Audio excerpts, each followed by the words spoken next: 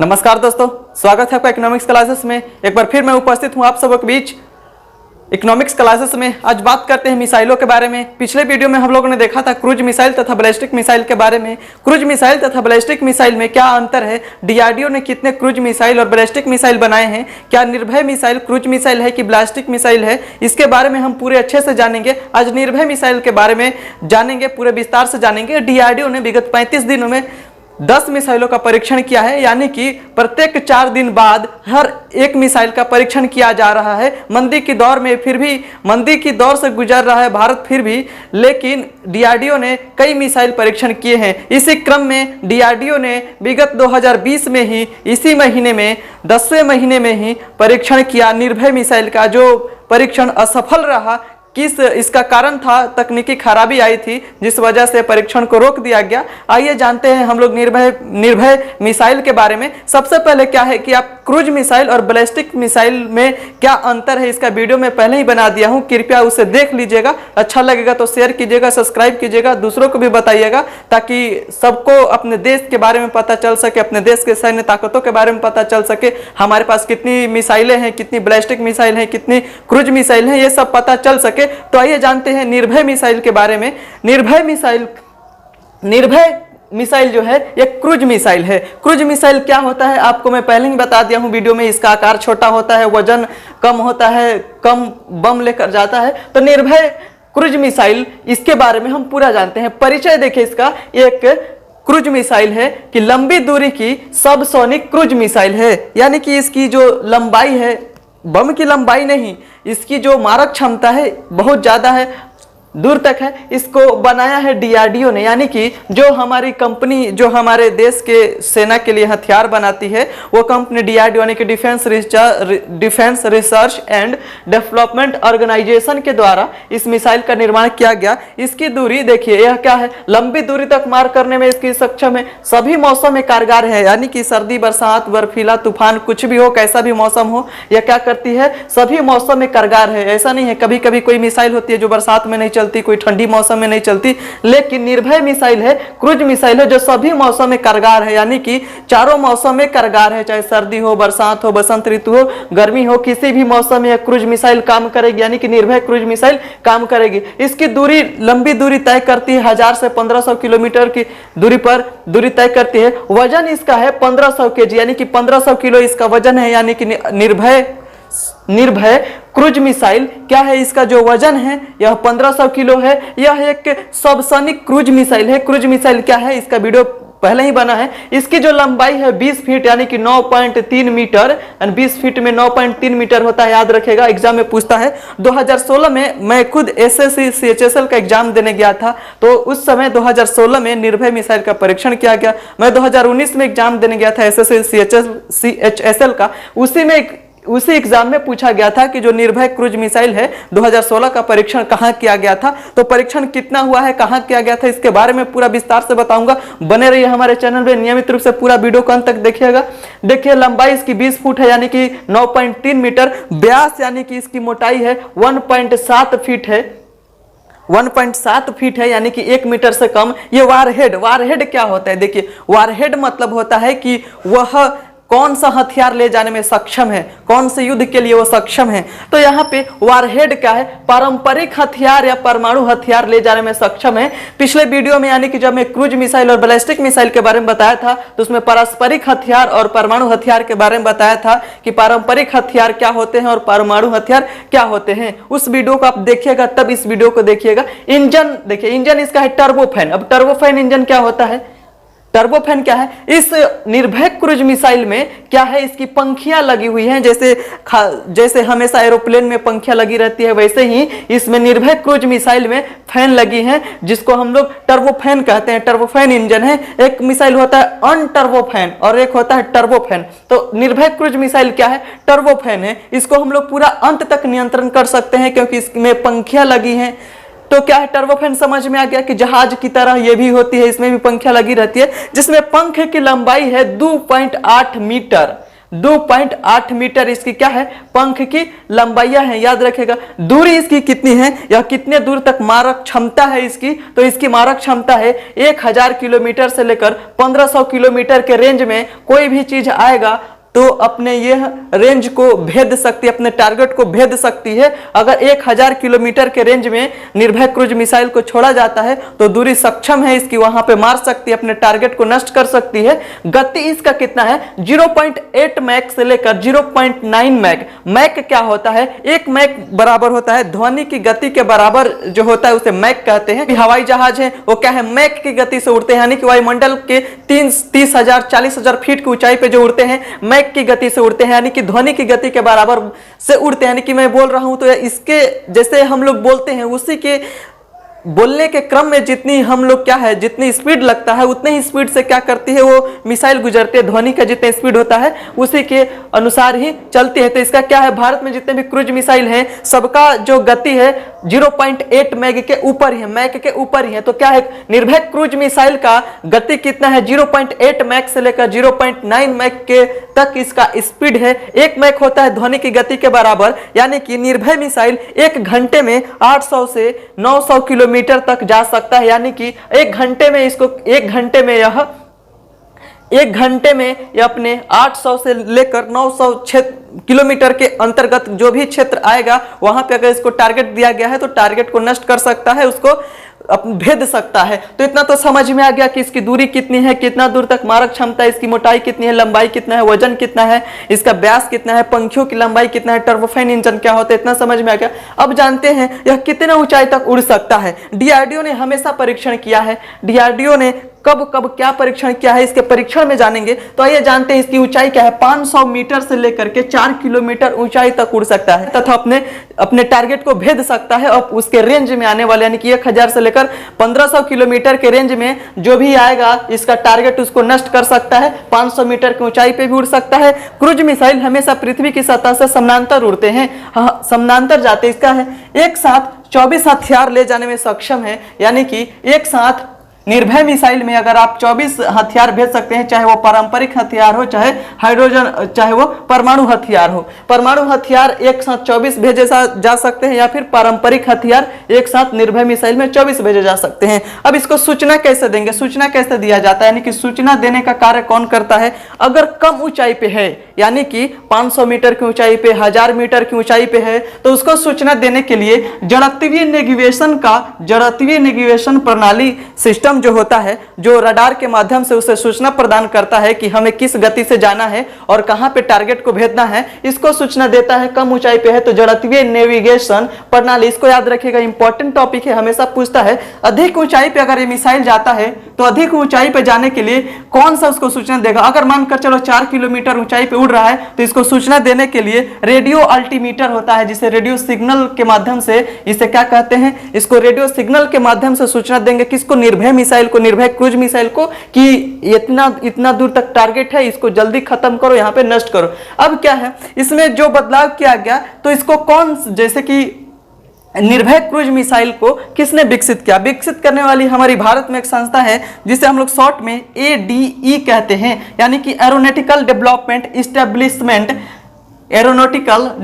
Establishment, यानी यह बेंगलुरु में है, जो DRDO का प्रयोगशाला है। याद रखेगा एग्जाम में पूछता है कि ADE क्या है। ADE इतना बोलिएगा कि DRDO का एक प्रयोगशाला है जो बेंगलुरु में स्थित है, जो हमारे फाइटर जेट और मिसाइलों का क्या करता है, वहां पे आधुनिकीकरण करता है, यानी कि उसमें नई नई तकनीक जोड़ता है। तो जोड़ने का काम क्या विकसित किया, ADE यानी कि एरोनॉटिकल डेवलपमेंट एस्टेब्लिशमेंट। याद रखिएगा R&D इंजीनियर्स पुणे तथा टाटा ने इसका लॉन्चर बनाया। R&D जो पुणे में है, क्या किया, ये दोनों विकसित किया तथा देश की सबसे बड़ी निजी कंपनी टाटा ने इसका लॉन्चर बनाया, जहां जिसको लॉन्चर पैड बोलते हैं, जहां से क्या करते हैं मिसाइलों को छोड़ते हैं लॉन्चर पैड से, उसको टाटा ने बनाया है। याद रखिएगा निर्भय ब्रह्मोस मिसाइल की कमी पूरा करता है। देखिए निर्भय ब्रह्मोस मिसाइल की कमी पूरा करता है। ब्रह्मोस मिसाइल को हम लोग तो जनरली यूज ज्यादा नहीं कर सकते, निर्भय मिसाइल इसलिए करते हैं कि निर्भय मिसाइल थोड़ा ब्रह्मोस मिसाइल से छोटा है।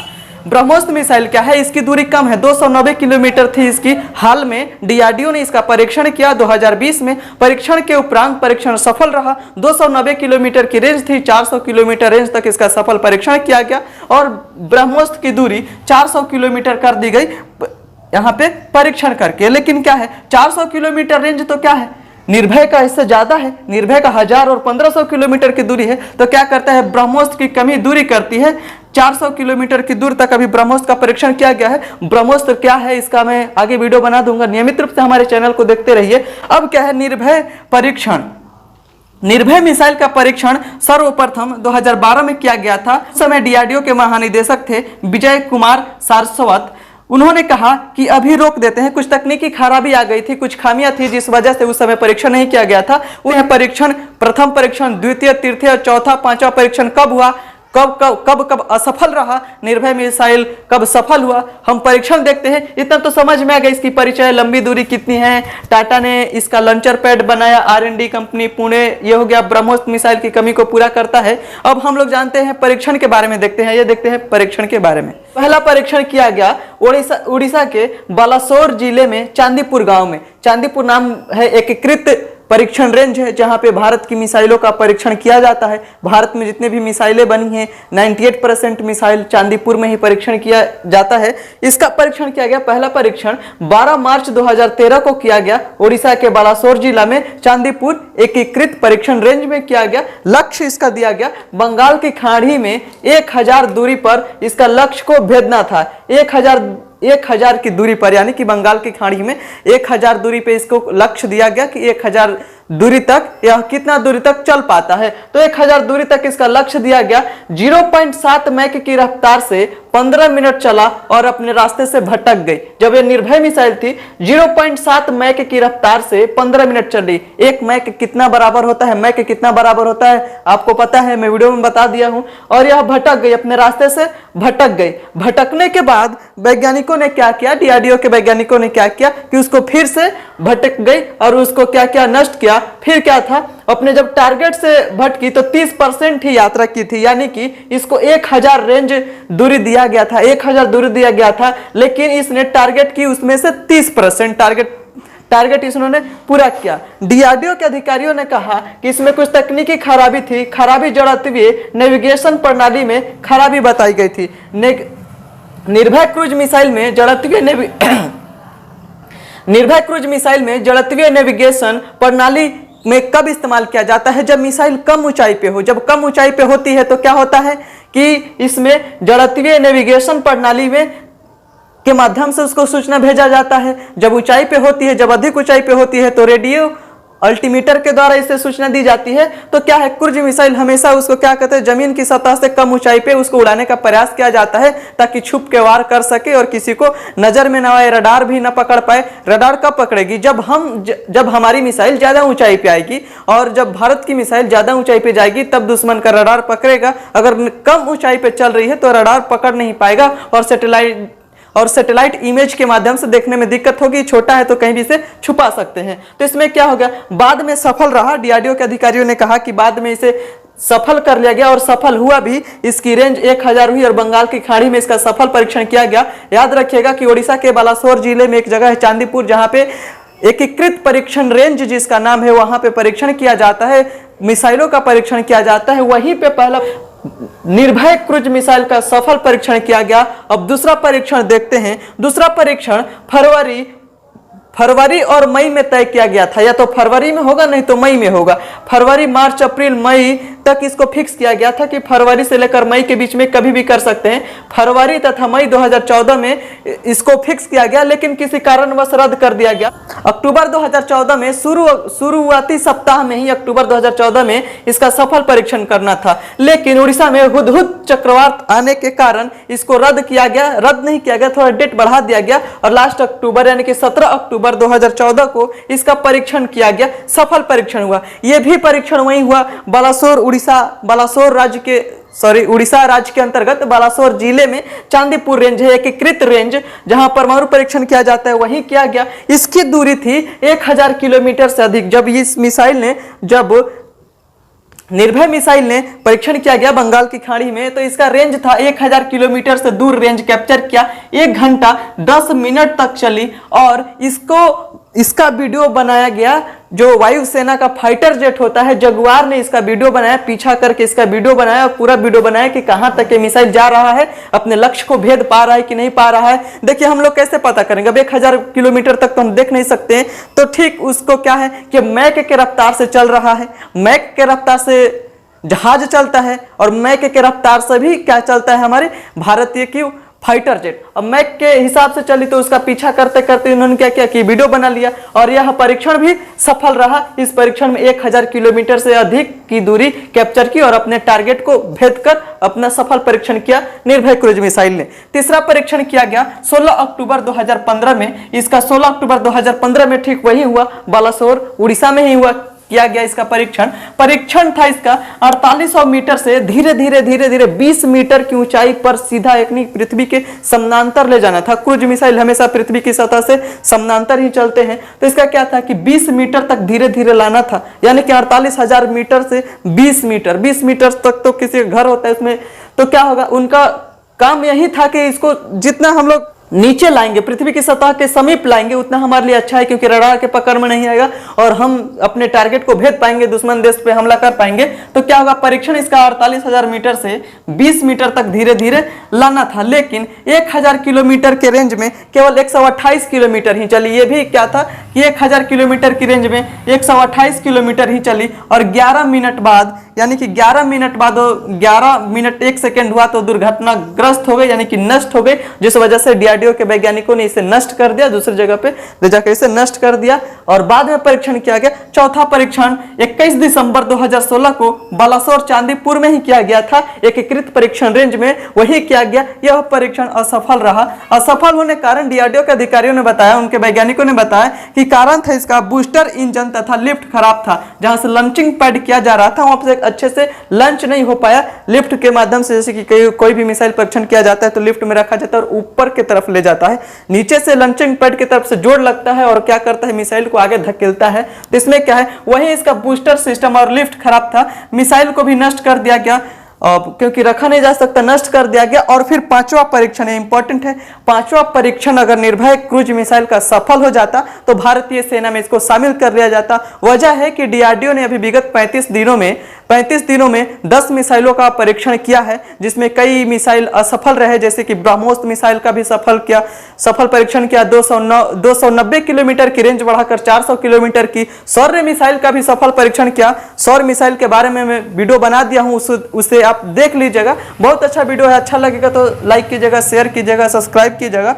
पांचवा परीक्षण अगर सफल हो जाता तो भारतीय सेना में शामिल हो जाता आधिकारिक तौर पे।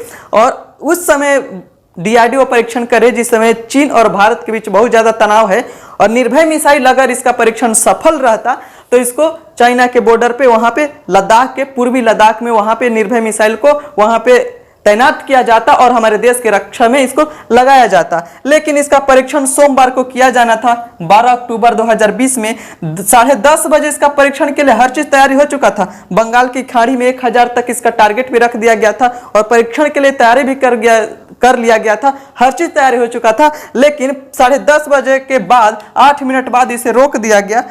इसे 8 मिनट बाद रोक दिया गया। वजह बताया गया कि इसकी तकनीकी खराबी थी। अगर सफल होता तो भारतीय सेना में शामिल होता और हमारे दुश्मनों के ऊपर अटैक करने में सफल रहता। क्योंकि क्या है कि जो पूर्वी लद्दाख है, हम लोग थोड़े से नीचे एरिया में हैं और चाइना की जो रेंज है हमसे ऊंची है। अगर उसके मिसाइल कुछ आते हैं, ऊपर से आते हैं, तो हमारे भारतीय रडार उसको पकड़ लेंगे और हमारी मिसाइल जाती है तो नीचे की तरफ जाएगी, क्योंकि क्रूज मिसाइल है, यह पृथ्वी की सतह से ज्यादा ऊंचाई पे भी नहीं जाएगी और पृथ्वी के सतह से कम ऊंचाई पे भी मार करने में सक्षम है, अपने टारगेट को भेज सकती है। आई होप आप लोग यह समझ गए होंगे, निर्भय मिसाइल पूरा विस्तार से समझ में आ गया होगा। देखते रहिए हमारे वीडियो को नियमित रूप से। जय हिंद, जय भारत।